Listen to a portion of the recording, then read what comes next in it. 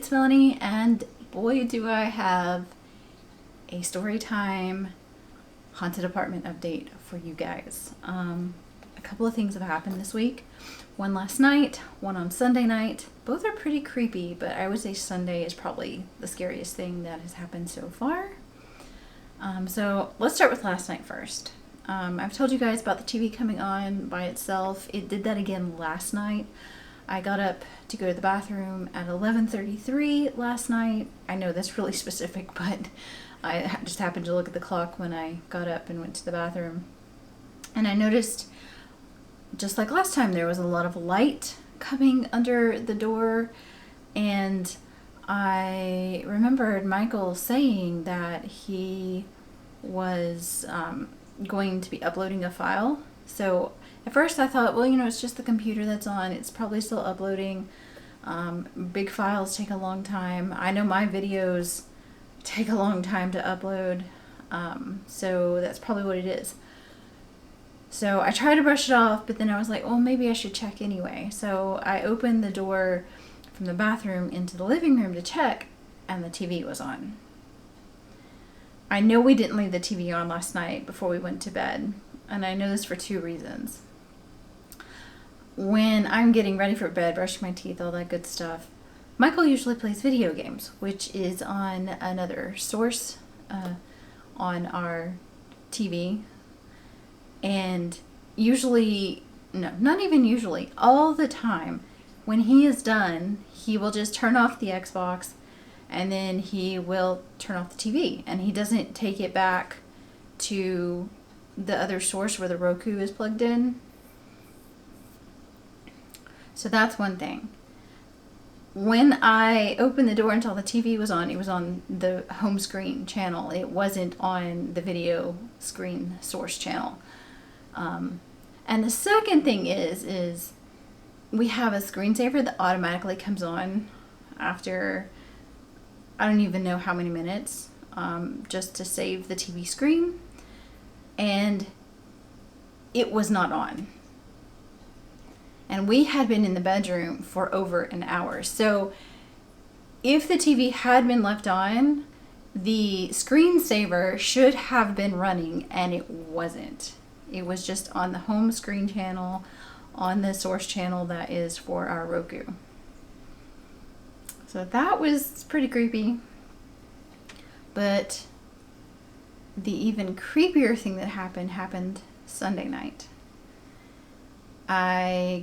We were in bed. Michael was really asleep, and I got up to go get some water from the kitchen. So I walked from the bedroom through the bathroom out into the living room, and I opened the living room door from the bathroom, and I stopped because something didn't seem right. Something seemed off, and as I'm standing there, I look over towards the front door.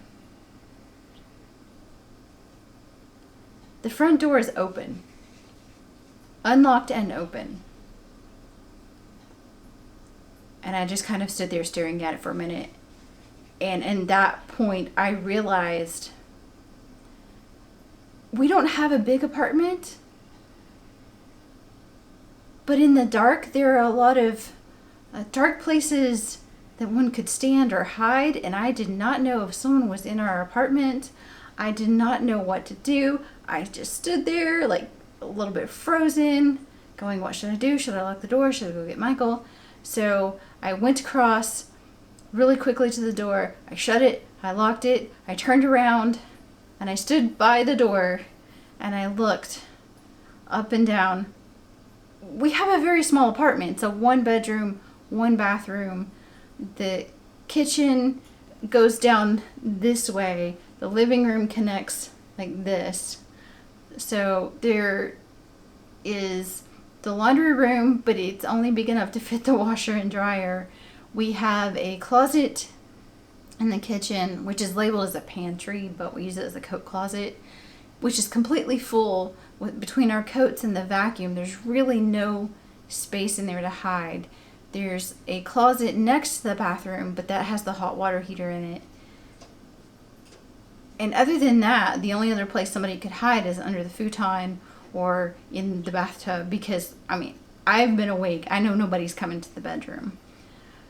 So I stood there looking, seeing if anything was moving, checking the shadows, and quickly went to the bedroom, woke up Michael, and I said, the door was just open. He quickly got up. We searched the entire apartment, every nook, every cranny, under the futon, under the bed, even though we had both been in there just in case. And we were the only two here.